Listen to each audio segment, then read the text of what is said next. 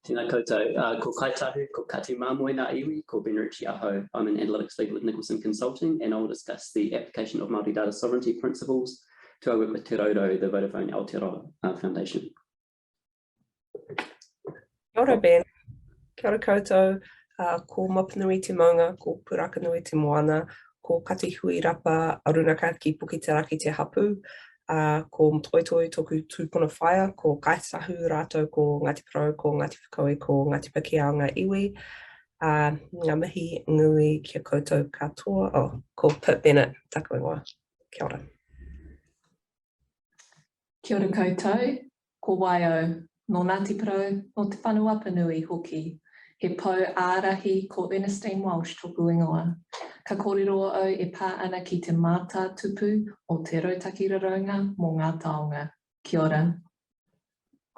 Kia ora tātou, no te whanganui a tara ahau, no Pilipina saku tipuna, ko Cebuano, ko Kapampangan, ko Warai ngā lahi. Ko Kia Basabas toku ingoa, a data scientist at Nicholson Consulting. Kia ora.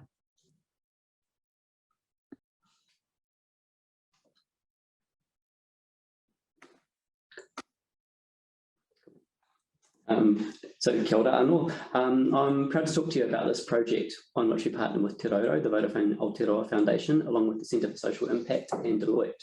And in particular, I'd like to acknowledge Lani Evans, the manager of Te Rauroa, and Kirsten Te Wao, the chair of the Thriving Rangatahi steering group. So initially, with this mahi, Te Rauroa sought an impact assessment tool to assess their progress towards reducing exclusion and disadvantage amongst rangatahi aged 12 to 24.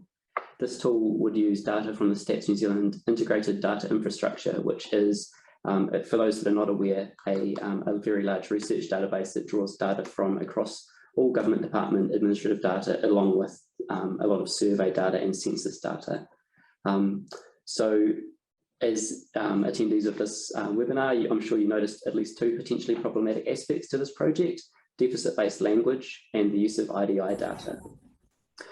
So through this mahi, we recognise that the Māori Data sovereignty principles provide an approach for working with government data in a way that benefits rather than stigmatises young people and those that work with them. So these principles came to guide this mahi in terms of a set of principles for safe use of data, which are available from the Thriving Rangatahi project website. It also evolved the project into a better space regarding use and interpretation of data, particularly the language around that use and interpretation of data, and influence how Te Rauroa addresses systemic challenges, including taking a more local approach, whereas previously they were focused on achieving change for rangatahi across all of Aotearoa. They're much more focused on a local approach, focusing on Murihiku in the South Island. Cool. So in our approach to the data work for Thriving Rangatahi, we're mindful of the potential harm that data can have to re-traumatise colonised communities, particularly administrative and statistical data collected by government. And I will talk a little bit about the community engagement that we did, but that was very strongly emphasised each time we met with community groups around Aotearoa. The Thriving Rangatahi project is built on this imperfect foundation of Aotearoa's official statistics system. As noted by experts elsewhere, including some of you on this webinar, violations of Māori data sovereignty include exclusion of Māori from the analytical process, starting with conceptualising and gathering data, prohibitively expensive participation in the official statistics system for Indigenous people, including lack of sufficient remuneration where participation is sought, conflicting priorities between Western and Indigenous approaches to safe use of data, the fact that there's no one-size-fits-all approach, that different types of data and knowledge have different types of rights and interests associated. And despite positive developments, violations of data sovereignty remain unacceptably common, including, of course, negative portrayals of Māori and rangatahi in colonising narratives around data. So in developing these PO for safe use of Māori data, we've drawn, as you will see, from the expertise of Indigenous peoples in Aotearoa and globally. Te Mana Raunga's data sovereignty principles and the book Indigenous Data Sovereignty Toward an Agenda have been particularly influential, as have Ngāti Kanga Paihiri, the Stats New Zealand framework developed with Māori Hudson. And I want to emphasise as well that we present these principles as a living framework, which will be refined and improved as we continue to engage. I'll talk about what we mean by each of these concepts, each of these PO, and how we've taken action within the mahi to bring that to life. Rangatiratanga recognises the mana motuhake of iwi and Māori communities. These are the experts when it comes to what works for their young people. As such, we've engaged genuinely with Māori organisations. These include Awarua Whānau Services, He Iwi Kotahi Tātou in Moerewa, Māori Land in Otaki, Te Ropu Āwhina in Porirua, Mua Upoko Tribal Authority in Lytton. Further to this, the project is governed with the co-governance model, with Kirsten Te Wao being the inaugural chair, reflecting the Vodafone Foundation's commitment to Te Reti o Waitangi. Whakapapa. One aspect of whakapapa is the whakapapa of the data, and that we recognise the past collection and analysis of administrative data has not adhered to principles of free, prior and informed consent, particularly when it comes to IDI data. As such, our interpretation and analysis acknowledges that the inequities faced by Māori are the outcome of systemic issues stemming from colonisation. We've actively pushed against interpreting social issues as costs to the Crown and taxpayer. Whanaungatanga. In this context, we're talking about building genuine relationships to establish trust and accountability. So beyond building really genuine relationships within the team, so I mentioned that we partnered with the Vodafone Foundation, with the Centre for Social Impact and Deloitte. That also extends to the relationships that we built with social providers and Māori organisations. Fortunately, much of this mahi was taken in the days before COVID, so we were able to meet kanohi ki te kanohi. But we've built such strong relationships and able to maintain them virtually as well. On the following slide, if we flick to manaakitanga, this is very central to the interpretation of the data. So for those of you that may have seen the tool, we're talking about upholding and uplifting the mana of rangatahi and their whānau. Part of the approach to doing so, while difficult given the overall sort of negative aspect of the data, is by taking a holistic rangatahi-centred view of data, which has been informed by wellbeing frameworks, including te kupenga. We've deliberately avoided a deficit or cost-based approach, but rather than taking a focus of trying to turn deficit data into a strength-based story, we've actually tried to look across all domains of life for young people where possible, and that's been our approach to manaakitanga within this mahi. Kotahitanga is about solidarity with rangatahi and those that work closely with them. A big part of this is contributing to data capability. So whereas initially with this project we were looking at building a tool specifically for Te Roro, what that has turned into is being a public access data explorer tool that puts data in the hands of community organisations working with young people. So into the tool, like I mentioned, we've incorporated measures of wellbeing and Māori wellbeing to better reflect the priorities and aspirations of whānau alongside that. Kaitiakitanga is about taking a long-term intergenerational view of this work, with a clear role for Māori as kaitiaki. I've mentioned the proposed governance of Thriving Rangatahi is setting out a role for Māori in governance and administration of the tool.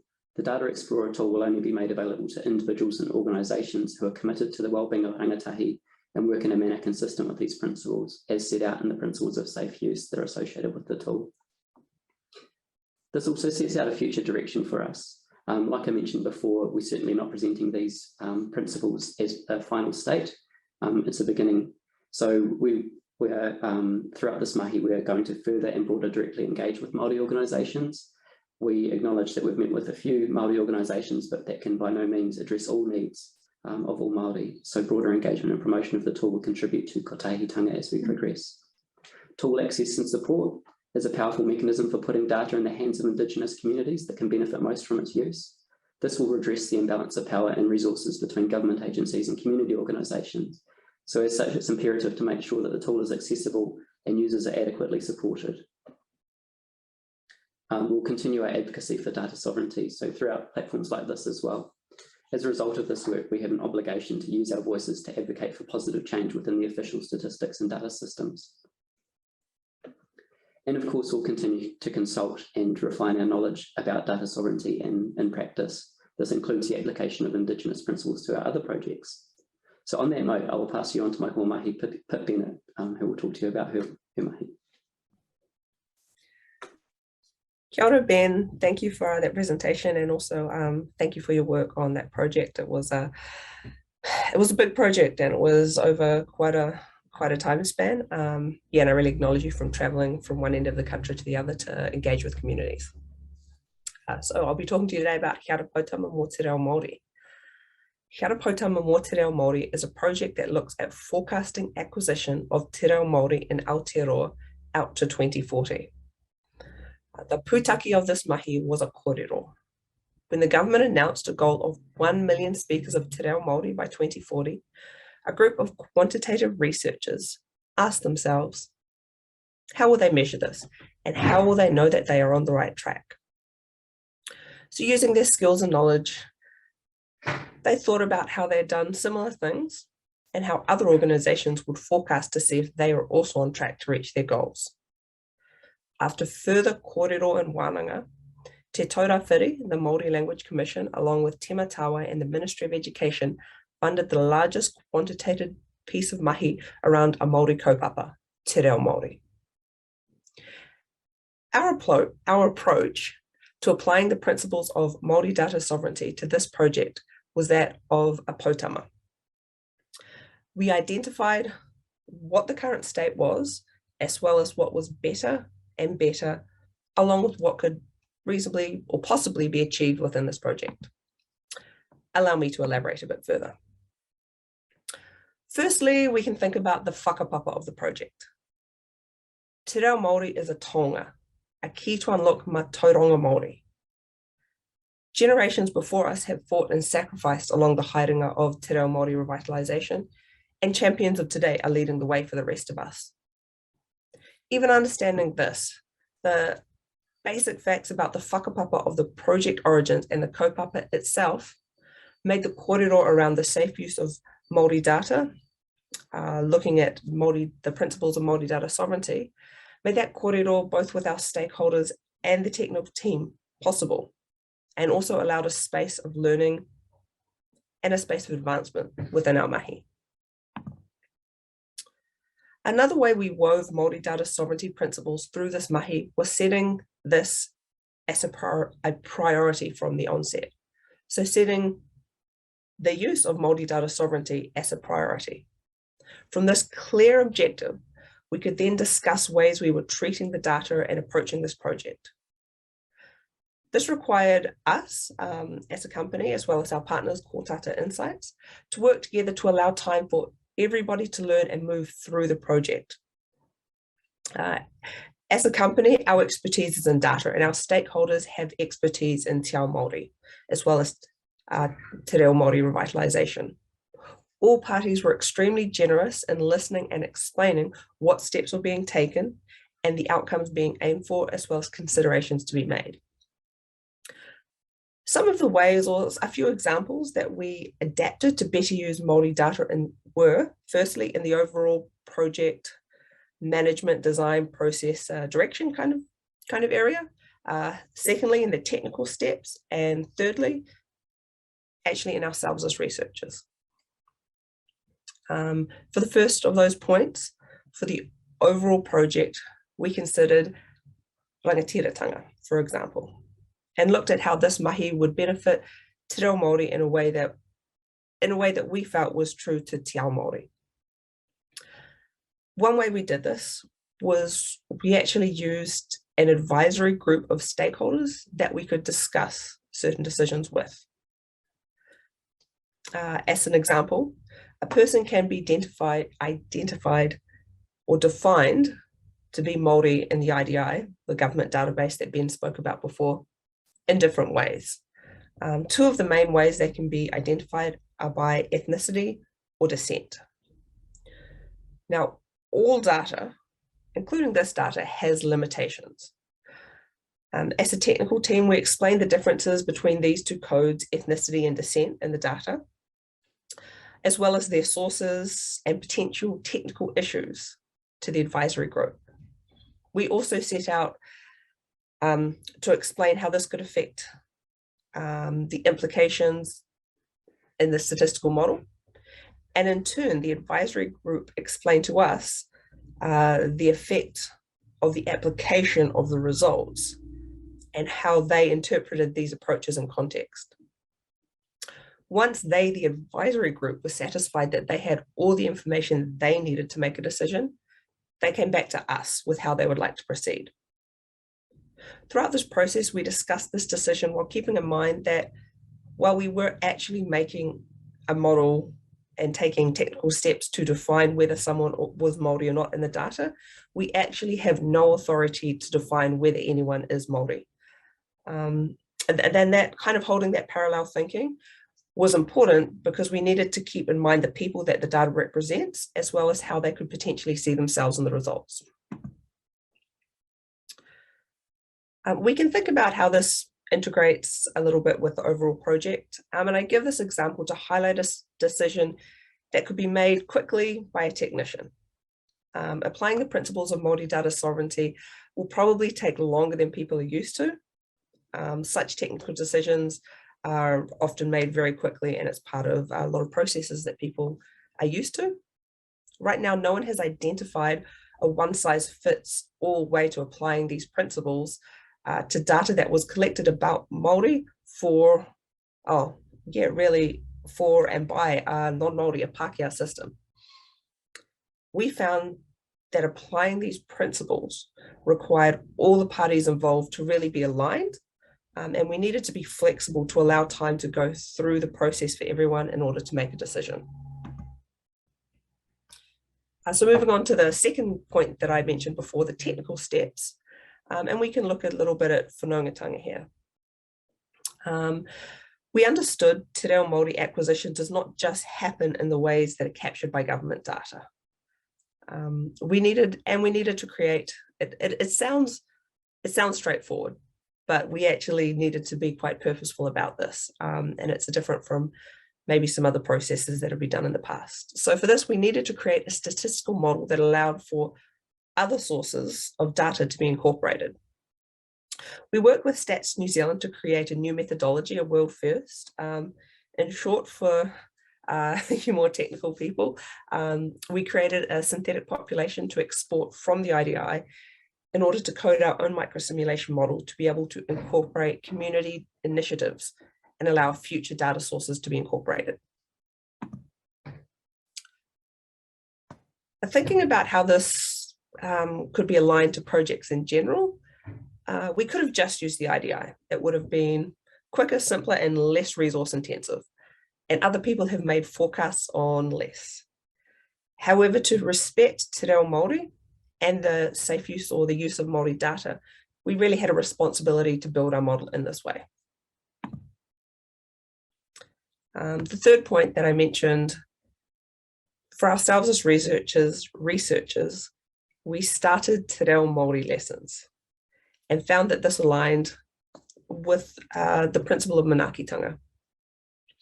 Well, our team is Nicholson Consulting and Kōtata Insights, are at the beginning of our Te Reo Māori haerenga as organisations. Being humbled by the whakapapa of Te Reo Māori revitalisation and ourselves actually being learners was invaluable to this project. Starting to learn Te Reo Māori, among many, many things, gave us the space to begin to understand the gravity of the kaupapa that we were building a tool to support, to be able to comprehend the mana of Te Reo Māori and the beauty of the Māori culture for ourselves. And as researchers, as a technical team, really being able to start to just comprehend that was fantastic. So these are just some of the examples of how we integrated some principles of Māori data sovereignty, whakapapa, rangatiratanga, whanaungatanga, and manaakitanga into kia ora poutama mō Te Reo Māori. Two of the valuable lessons that came from this project were firstly, to safely use Māori data in this project, kōrero and wānanga were very important. Secondly, having safe use of Māori data clearly articulated as a priority in this project, and then taking the time to understand how to implement this in practice was very valuable. We found throughout the process things changed. There are no set of steps, no tick boxes to be followed. Rather, what we found worked was a process of true consultation and a willingness to do things differently. This looked like a process with the power to change the project and all of the information to make an informed decision, not just the decision that we thought was right, was in the hands of those being consulted with. So that's a little bit about how we integrated, the process of how we integrated and work with the principles of Māori data sovereignty and kia ora poutama mō Te Reo Māori. And Ernestine, who was also involved, I'll hand it over to her to tell you more about the next project. Kia ora. Ngā mihi ki a koe e hoa, mō tō mātauranga, me tō whakaro. It's always so wonderful listening to your reflections because I think there is a real richness in there. So thank you for sharing again, e hoa. So example number 3, te Mātātupu. So we were commissioned by Ngā Taonga to provide a whakaro Māori perspective to inform their data strategy. So this included coming up with data principles, assessing the current state, looking at their future aspirations, and also suggesting some strategic priority areas. Right from the beginning, from the very first kōrero, we focused on whakawhanaungatanga, getting to know each other first. We could see this as a genuine partnership where we each worked very closely together and contributed something to the kōrero.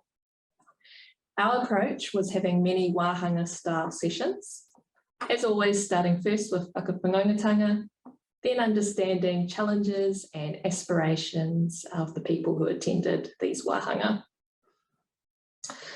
We spoke to roughly a third of the organisation, and we also spoke to colleagues in the sector, so those outside of Ngā Taonga. We had the principles refined by their Mātauranga Māori team, and we also worked very closely with the digital transformation team during this haerenga. So you can see the Māori data sovereignty and Māori data principles. They were there right from the beginning. In fact, they were actually specifically mentioned in the contract itself. We had a very strong focus on creating guiding data principles that the whole organisation helped surface right from the beginning.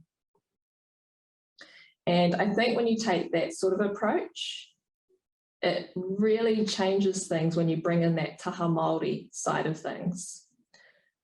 So with only a few minutes to talk about the Ngā Taonga haerenga, I couldn't possibly do it justice. So instead, what I'll do is provide 3 tips in terms of working in the Māori data space and developing Māori data principles. Otira, I think they are still relevant to Māori data sovereignty. Oku whakaro noe hoa, these are just my thoughts, so I will leave them up to you in terms of whether you take them or you decide that's kei te pai. Okay, so tuatahi. I've often seen a lot of organisations talk about how they're going to either provide a te ao Māori view, they're going to incorporate te tiriti or waitangi, or they're going to give life to the principles of Māori data sovereignty. But what I find is that the execution or how they are going to do that, that is missing. And what you get is people then saying, tui tui wara wara, you're all talk. In this particular situation, we were quite lucky.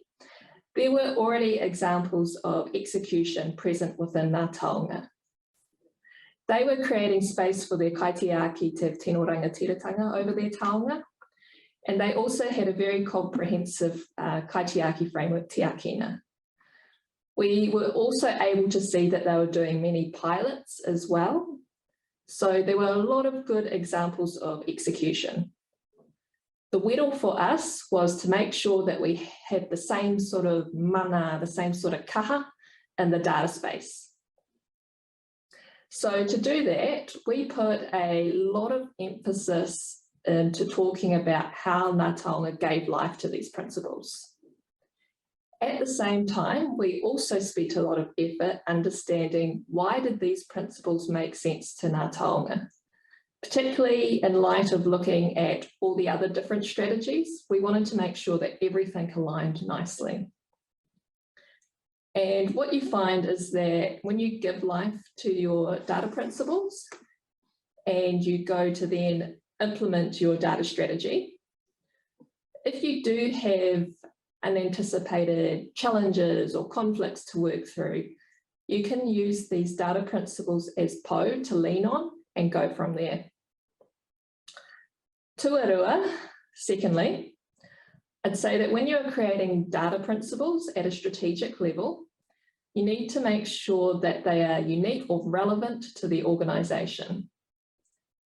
Each organisation has their own whakapapa, their own hitori. You can't just papahia te mahi, whakarapangia te mahi. Cutting and pasting does not work at that level.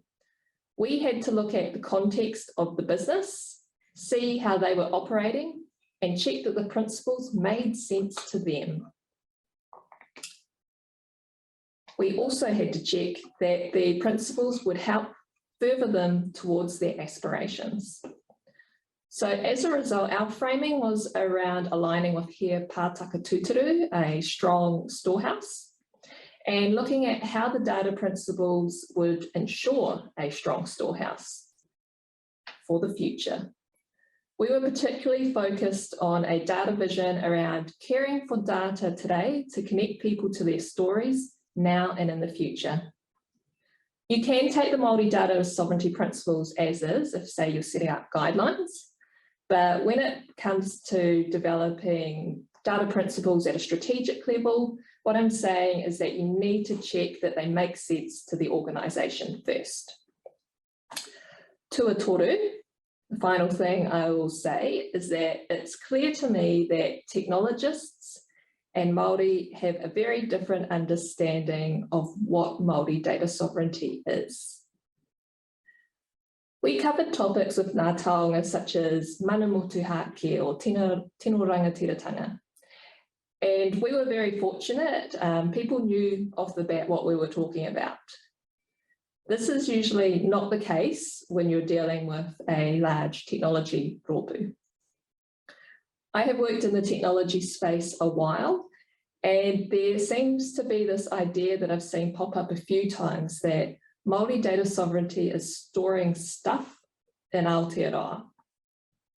I hear things like, now that Microsoft and Amazon are coming to Aotearoa, that will fix Māori data sovereignty. Kao, no. Māori data sovereignty is so much more than just where you store things. And I think we need to look at educating people so that we do have this common understanding of Māori data sovereignty and the principles so that we can go on the haerenga together. And with that, I think it is a perfect segue to my hoamahi Kia, who has been continuing her academic journey. Over to you, e hoa. Kia ora Ernie, kia ora Pip and kia ora Ben, kia ora tātou. Today I'll be reflecting on my experience as an undergraduate student working at Nicholson Consulting and how on top of being involved in projects like those mentioned, a culturally affirming workplace has been vital to my journey in embracing the safe use of data as tangata tiriti. I joined the team at Nicholson when I was one trimester into my data science degree at Vic, the same year that it was introduced as a major. In that first paper, we learned about the GDPR and the Privacy Act, which, if I recall correctly, made no mention of the amendment bill being circulated at the time. There was no mention of Māori data sovereignty concepts or working with Māori data for that matter. But I was lucky to have learned about the mistranslations of te tiriti in my first trial year studying law, the first time I had been formally educated on the matter in my 13 years of schooling in Aotearoa. In my interview for Nicholson, our director Todd said to me, "We want to upskill you so you can grow with us." The conversations about community and collectivism only grew from there. There was some kōrero on what I'd done at uni, but for the most part, I spoke about my whānau, my passions, and what I valued. Our CEO, Kylie, who was pregnant at the time, remarked to me that work is only 10% of our lives, and there is a whole other 90% that we bring with us when here. There were about 8 of us at the time, and over the next year, I saw just how much this sentiment was lived. Parents with young tamariki joining the team, foregoing the 9 to 5 workday so they can pick up their kids from daycare.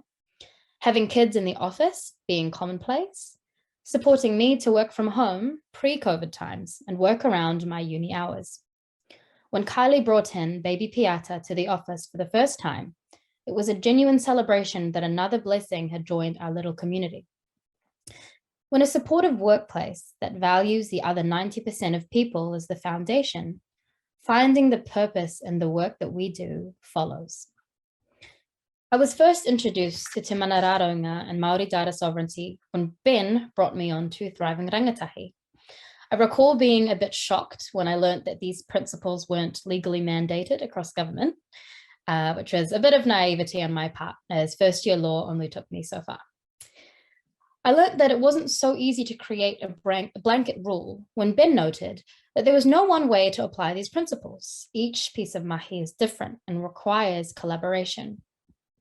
Helping Ben review literature on wider indigenous data sovereignty while I studied was eye-opening, piquing my interest so much that it's now what I'm pursuing my postgrad in, thanks to Te Kotahi Research Institute.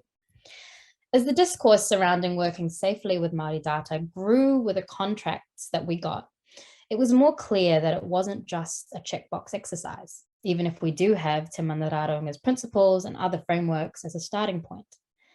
For me, working safely with data in the space of Māori data sovereignty comes back to how our values are lived at mahi, where we are respected. To be trusted to work with people's data means reciprocation of that respect in all senses of the word is a no-brainer. It wasn't until the final 300-level paper of my data science degree that we had our first lecture introducing Māori data sovereignty. Funnily enough, it was taught by Kylie, and I sat there a proud member of Nicholson. The principles on the screen were no longer signposts, but felt ingrained as something that should be the norm, like a lens that could be applied beyond the space of data. I also felt enormous privilege to have learned this in the way that I did. While it's one thing to be taught these concepts to implement, university is still very much Western-centric. In uni, you're responsible for your own learning and your successes are measured individually, to no fault of the students. I'm so lucky that Indigenous and Māori data sovereignty was introduced to me holistically alongside Te Ao Māori. Working safely with data was no longer just protecting privacy, morphing instead into collective respect and extending into all aspects of life.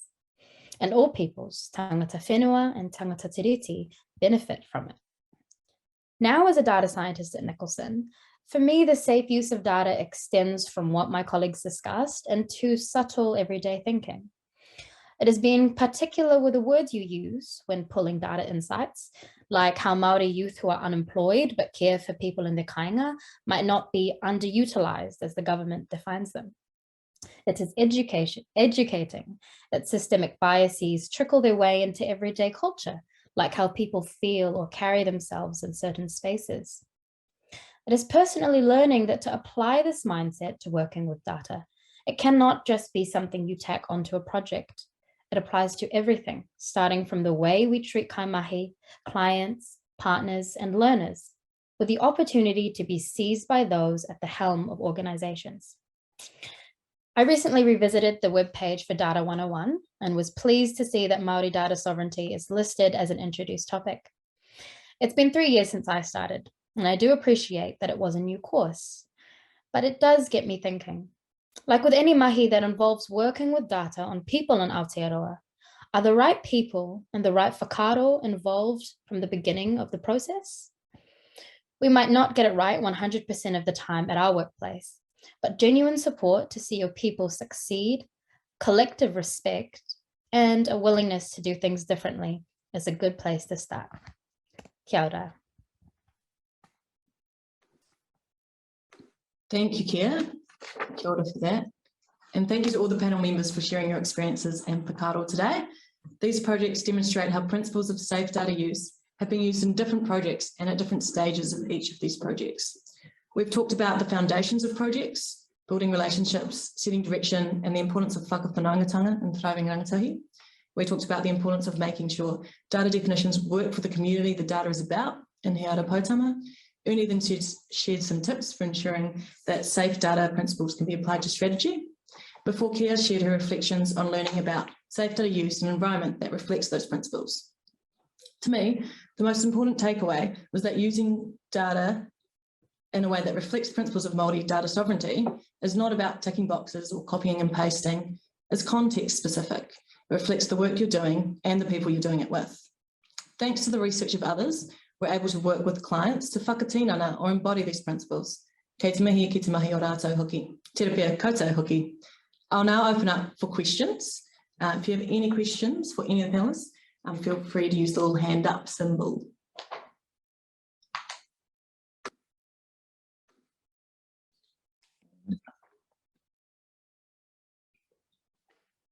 Might also be some pātai in the chat as well. If nobody has jumping with questions, I can start with one. What is the biggest challenge each of you has had in trying to use Māori data sovereignty principles in these projects? I'll jump in first, I guess, since I started first. That's a great question, Danny. For me, one of the many challenges is that Māori data sovereignty principles aren't an add-on to existing Pākehā systems of doing things. It's a fundamentally different way of working. So the challenge there is that we're starting with a system, in this case a data system, including the research and administrative and census data system that's not built on those principles. So there's a real tension there between, do we apply indigenous principles to make an existing broken system better? Or, the bigger question is actually, is this the wrong approach, and should we be fundamentally starting from scratch in a different way? That's the big challenge, I think. Anything you wish to add to that, Anne? Well, there's just so many different things in terms of what I could add. Kia, do you have anything to add in the meantime? And then I might wrap up. You can see particularly tautoko, what you've just said then. All right, then I will wrap up with one other thought. And I feel like, Kia, your presentation was perfect because we've talked about mahi that we've done with clients, but your talk was more angled about us as an organisation, and I think that will be quite interesting to a lot of the attendees on the call to think about what does it mean to have an organisation where we can really bring ourselves to our mahi without feeling unsafe. So I think one of the bigger challenges is actually around that element of cultural safety. And I remember our Tumu Whakarai, our CEO, saying that if we hire Māori and Pacifica and we put them into a Western organisation and you tell them what to do and you tell them how they're going to do it, then there is no diversity of thought. It is a diversity tick. And I think I heard through all the conversations, all the kōrero, that this isn't just a tick box exercise. So I actually think when looking at Māori data sovereignty, it's almost better to take a step back and tautoko that there are many different ways to approach this. But I think if we actually look at Māori culture, Māori values, ways of thinking, if you can understand that first, then when you come to approach something like Māori data sovereignty, it will be easier rather than approaching it head on. So I think that also speaks nicely to what I was saying about having an education component as well. So, ka rawe, very good question, he hoa.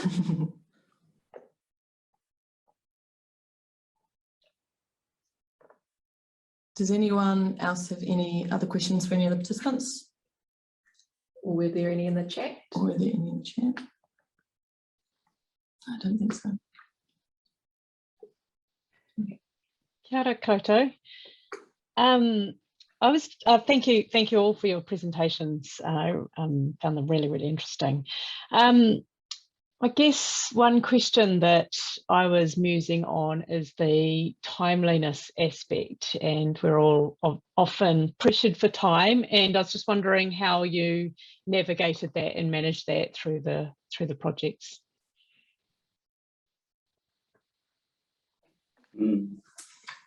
Are we still on mute? Oh no, we're not. potentially me again, or are you happy to kick this one off? I can kick it off.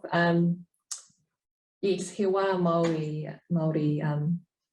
A lot of people think that means taking a long time, but I'd frame it as it takes as long as it takes. And there have been examples, particularly with Mate Korena, where things have turned around very quickly and we've seen some really strong outcomes. So I think it really depends on the situation. But what I would like to see is when we have these projects that when we go to size them up, right from the get-go, we intentionally look at having some time, some pūtea set aside so that these components actually become the norm, rather than people thinking, oh, that's an add-on, we're a bit tight on time or money, so we'll just chop that bit off and just talk to that person over there and tick. So that would be my approach to try and make it the norm in terms of having a kōrero and actually setting aside that time and that pūtea for it. But other people, I'm sure, have different perspectives. Not so vastly different to you, Ernestine, but I think just to add to that further, so I strongly feel, otherwise I wouldn't be here talking about it, but these principles will result in better work for everybody, whether that's Rangatahi Māori or Rangatahi or whoever the research is about. So you could, even if you think that it might take longer to apply Indigenous data sovereignty principles, it will direct your work in a better way. So you could spend a little bit longer directing your work to a better outcome, or do the wrong thing fast and have to fix it later.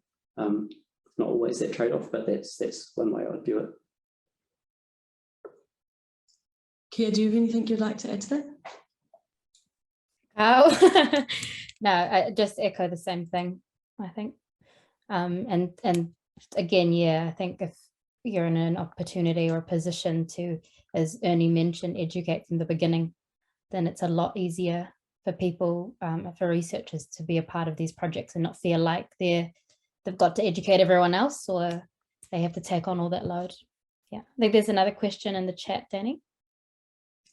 Yes, we've got one about pondering how collaboration takes time for participants and what appropriate koha looks like, especially for historically traumatised communities. Yeah, that is a very good question. And I've seen a few different ways it's been tackled. So I've seen some contracts where people actually explicitly put a line item. And I've seen, for instance, like proposals where they say 1% of the funding is set aside for engagement. And that might not sound like a lot, but when you're dealing with multi-million-dollar contracts, those numbers do become bigger. So that is one approach. In terms of other mahi, I do some charitable trust work as well, and we do make sure that, even when you have something like a conference, that you remunerate people, not just the travel expense and the accommodation. Thinking about people who are outside of government, they may not have the funding to be able to say, oh, go away for your 8 hours and we'll cover it. So covering that, but also recognition of the mātauranga they bring. Sometimes we deal with people who are well known in Māoridom and they have certain fees. So those can sometimes help as well benchmark. Yeah, all good responses, and totally agree with that, Ernestine. The other thing I sort of note as well is with the engagement for Thriving Rangatahi, we were fortunate to not be in the position where we're representing the Crown. So I know that a lot of people on the call will be approaching Māori as agents of the Crown too. So that's a different relationship yet again. We had the good fortune to have a lot of pre-established relationships to draw from between our project team and community organisations as well. So yeah, that's just another aspect to be very mindful of. I think over time as well, I have seen quite a bit of change. I think now whāinga amorangi, seeing a lot within te kāwanatanga, people are changing how they do things, and there is a lot of buy-in at that executive leadership level. So I think now we're seeing things where, there will be money for engagement. We were having a kōrero this morning about being because someone was asking about, do we know anyone who gets remunerated based on their te reo Māori proficiency? So I think these sorts of things, some of them already exist, and I think we'll see them amplified.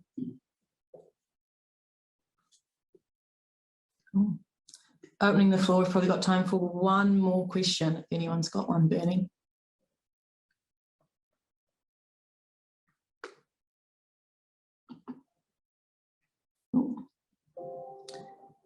Here's one for here.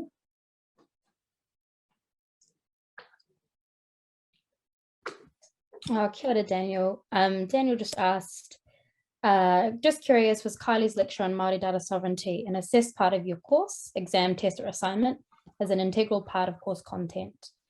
Yes, it was. So we had a week of content on Māori data sovereignty. Kylie's the one lecture, and then before her 2 lectures to give us the history of Te Tiriti and the history of Māori coming to Aotearoa. And then we had an assignment that was pretty heavily loaded with questions, and then it was again tested. And obviously I felt very privileged to be able to answer the questions in a way that I assume the lecturers wanted the answers to be phrased in. But I still felt it would be quite hard for a lot of my peers at uni to fully understand these concepts after what was essentially one lecture on Māori data sovereignty. So yeah, I think there's definitely room for improvement and expanding those lectures at uni. Kia ora.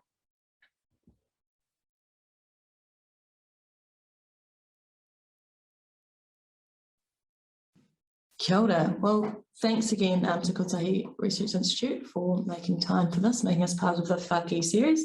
And thanks for everyone for coming along today. It's been great to be able to share the mahi we're doing and to hear some of your whakaaro about it. Does anyone have any last thoughts before I wrap up with our closing karakia?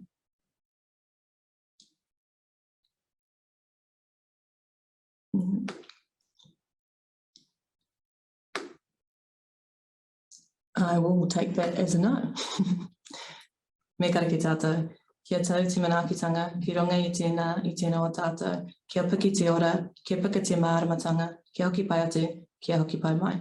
Tuturu whakamaua kia tīna, haumia huie, tai ki e. Nā me kia koutou katoa. Ka kite. Ka kite.